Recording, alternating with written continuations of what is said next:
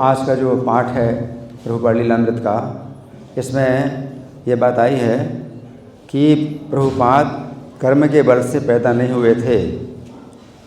प्रभुपाद कर्म के बल से पैदा नहीं हुए थे और न कर्म के बल से उनकी मृत्यु होनी थी। तो प्रभुपाद का जो जन्म है वो कर्म के अनुसार नहीं हुआ और न उनका शरीर छूटना है कर्म के अनुसार।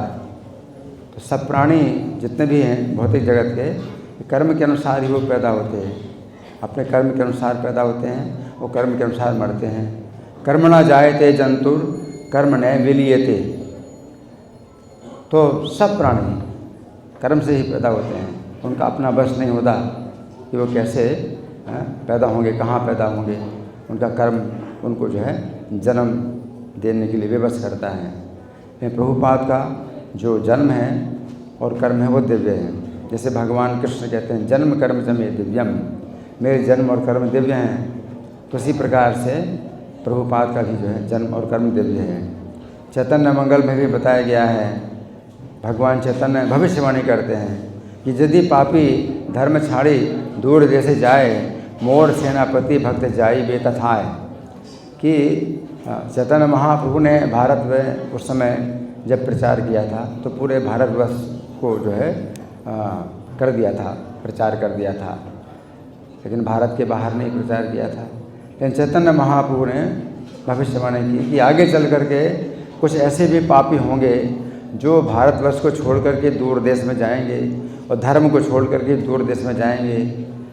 तो मेरा सेनापति भक्त वहाँ भी जाएगा, तो उनको पकड़ने के लिए जाएगा, उनको भी कृष्ण भावना भावी बनाने के लिए जाएगा। तो चैतन्य महाप्रभु की जो भविष्यवाणी है उसके अनुसार प्रभुपाद चैतन्य महाप्रभु के सेनापति भक्त हैं। तो प्रभुपाद हरि बोल।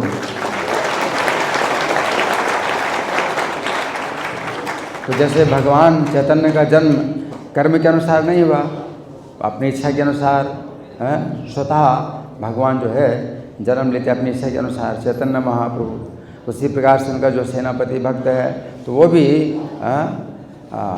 भगवान की इच्छा के अनुसार, चैतन्य महाप्रभु की इच्छा के अनुसार जन्म लिया। तो चैतन्य महाप्रभु ने ही निश्चित किया कि प्रभुपाद किस घर में जन्म लेंगे और कब जन्म लेंगे।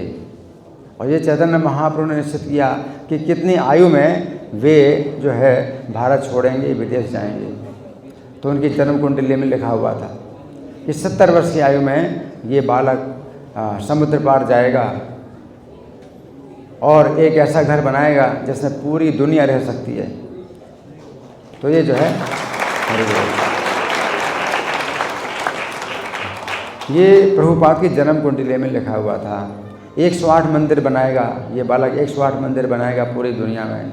तो चैतन्य महाप्रभु ने निश्चित कर दिया था, प्रभुपाद के जन्म और कर्म सब निश्चित कर दिए चैतन्य महाप्रभु ने। लेकिन हमारे लिए निश्चित नहीं है, हमारा निश्चित नहीं है। हमारे लिए क्या है कि हम करें अपनी रक्षा और अपने कर्मों को सुधारें, अपने कर्म को बिगड़ने ना दें, हम भक्तों की संगति में रहें।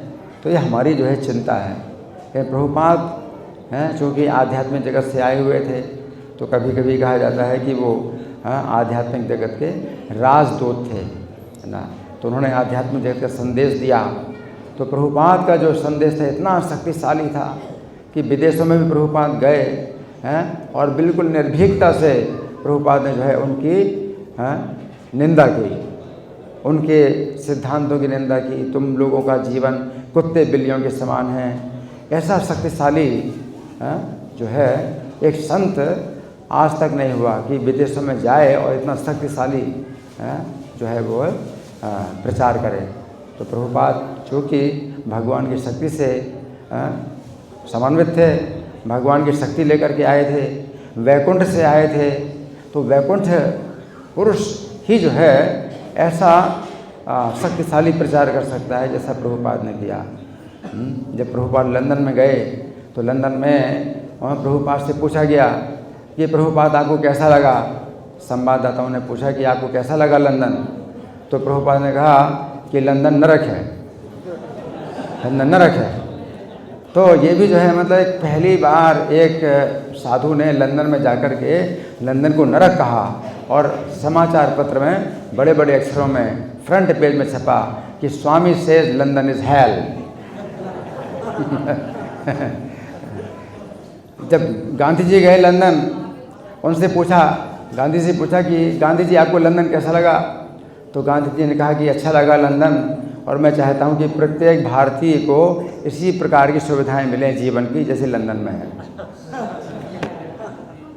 लेकिन प्रभुपाद चूँकि वैकुंठ से आए थे, तो वैकुंठ की तुलना में लंदन क्या है, नरक है। तो प्रभुपाद कहते हैं लंदन नरक है। गांधी जी कहते हैं कि प्रत्येक भारतीय को इसी प्रकार की जीवन की सुविधाएं मिले, तो मतलब इंद्रिय तृप्ति। तो गांधी जी क्या चाहते हैं, प्रत्येक भारतीय को इंद्रिय तृप्ति की ऐसी सुविधाएं मिलें और बाद में जाएं नरक में। लेकिन प्रभुपाद जो है सीधे प्रहार करते हैं, अज्ञान को काटते हैं। जैसे साधु का कार्य है काटना, अज्ञान को काटता है, तो तीखे शब्द बोलते हैं प्रभुपाद, है ना। और उनका जो है जो प्रचार था वो बिल्कुल निर्भीक प्रचार था, पूरा निर्भीक प्रचार था, है ना। तो प्रभुपाद ने फिर कभी अपने शिष्यों से कहा, उनके शिष्यों ने कहा कि हम आपका ऋण कैसे उतार सकते हैं? प्रभुपाद आपने हमको जो ज्ञान दिया, आपने हमको हमारा जीवन जैसे बदला, इसका हम कैसे ऋण उतार सकते हैं? तो प्रभुपाद ने कहा कि तुम ऋण कभी नहीं उतार सकते, लेकिन फिर भी तुम एक कार्य कर सकते हो कि मेरी तरह प्रचार करो। तो प्रभुपाद ने कहा कि तुम मेरी तरह प्रचार करो। तो हमारा भी प्रचार जो है इसी प्रकार से होना चाहिए। तो ये बात बिल्कुल पक्की है कि प्रभुपाद का जो जन्म है वो उनके कर्म के अनुसार नहीं हुआ। इस भौतिक जगत के वो जीव नहीं थे, वो बद्ध जीव नहीं थे, वो जो है भगवान के द्वारा भेजे गए थे। और जैसे कि कोई राजा होता है अपने सेनापति को भेजता है, कहीं अगर गड़बड़ी होती है तो राजा खुद नहीं जाता है, सेनापति को भेजता है। उसी प्रकार से चैतन्य महाप्रभु राजा हैं और प्रभुपाद जो है सेनापति हैं, और प्रभुपाद को उन्होंने जो है मतलब विदेशों में भेजा। तो चैतन्य महाप्रभु जो भविष्यवाणी की थी, चैतन्य महाप्रभु भविष्यवाणी की थी, पृथ्वी त्याग है जत नगर आदि ग्राम सर्वत्र प्रचार होय बे मोर नाम। कि संपूर्ण पृथ्वी में जितने नगर गांव हैं सर्वत्र मेरे नाम का प्रचार होगा। तो कोई भी जो गौड़ीय भक्त थे, वैष्णव थे, चैतन्य महाप्रभु की परंपरा में कोई नहीं सोच पाते थे कि कैसे होगा ये कैसे होगा, भारत से बाहर कैसे जाएगा ये हरिनाम, कैसे लोग जो है भक्त बनेंगे। और भक्ति सिद्धांत सरस्वती ठाकुर ने भी प्रयास किया, अपने शिष्यों को भेजा, कभी बर्मा भेजा, लंदन भेजा, लेकिन वो भी लौट करके आ गए, संभव नहीं है, है ना। तो सब लोग सोच रहे चैतन्य महाप्रभु भविष्यवाणी कैसे सच्ची होगी, है ना। लेकिन प्रभुपाद चैतन्य महाप्रभु की भविष्यवाणी के बल पर गए। उनको विश्वास था कि चैतन्य महाप्रभु की भविष्यवाणी है तो जरूर सफल होगी। और चैतन्य प्रभुपाद ने जो है भगवान कृष्ण से प्रार्थना की, न्यूयॉर्क में जाकर के भगवान कृष्ण से प्रार्थना की कि मैं ये कार्य नहीं कर सकता, मेरे द्वारा संभव नहीं है कि मैं ये कार्य करूं। ये लोग रजोगुण तमोगुण में इतनी बुरी तरह से डूबे हुए हैं कि मैं इनको भागवत का संदेश भी कैसे दूं, ये कैसे सुनेंगे। लेकिन हाँ, आपका जो है ये कौतुक है, आपका तो खेल जो असंभव कार्य है वो आप खेल खेल में करते हैं। तो आपके लिए बड़ा खेल है कि आप जो है इनको ऐसी जो है वाणी प्रदान करें, मेरे मुख से ऐसी वाणी निकालें कि वो इनके हृदय में प्रवेश कर जाएगी। और हृदय में अगर प्रवेश कर गई, प्रविष्टा शृण्वता शोकधाम कृष्णा पुण्य श्रवण कीर्तना। तो प्रभुपाद विश्वास करते थे कि अगर कृष्ण भागवत की जो कथा है अगर इनके हृदय में प्रवेश कर जाए तो हृदयंता स्थो है भक्तानी विधुनोति सुरसताम। तो भगवान जो है हृदय में इनके स्थित होकर के हृदय स्वच्छ कर देंगे। तो आप जो है कौतुकी हैं, आपका जो है खेल है, आप बड़े खिलाड़ी हैं, तो ऐसे ऐसे कार्य आप कर सकते हैं। तो मेरे शब्द जो है आप ऐसा करिए कि इनके हृदय में प्रवेश कर जाएं और इनके हृदय में जो है वो शुद्धिकरण होगा और फिर ये जो है भक्त बनेंगे।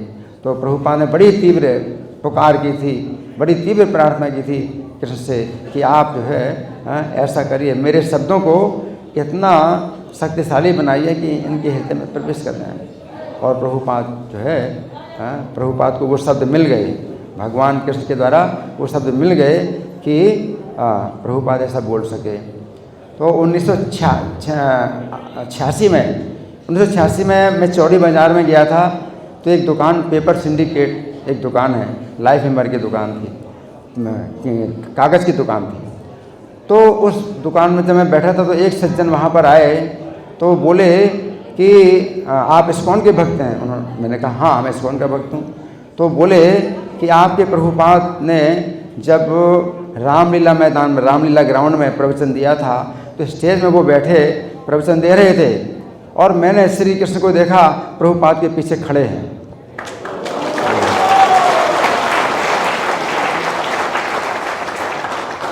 तो मैंने उनके शिष्यों से कहा कि आपके गुरु इतने महान हैं कि भगवान कृष्ण उनके पीछे खड़े हैं। तो उनके शिष्यों ने मुझसे कहा हाउ इज़ इट पॉसिबल।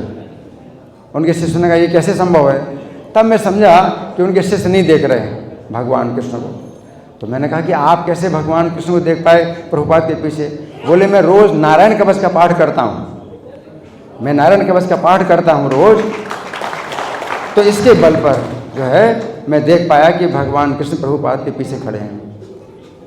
तो ये जो है मतलब उन्होंने ये बात मुझसे कही और ये बिल्कुल मतलब ऐसा बताया कि बिल्कुल सत्य है। तो भगवान कृष्ण जो है प्रभुपाद के पीछे खड़े हैं और उनको शब्द प्रदान कर रहे हैं। प्रभुपाद जो प्रवचन देते हैं तो उनको शब्द मिलते हैं, तो भगवान कृष्ण ही शब्द दे रहे हैं। तो ये जो है सच्ची घटना है। सन 86 में एक सज्जन मुझे मिले थे चौड़ी बाज़ार में। हरे कृष्णा। श्रील प्रभुपाद की जय, जगत गुरु श्रील प्रभुपाद की जय।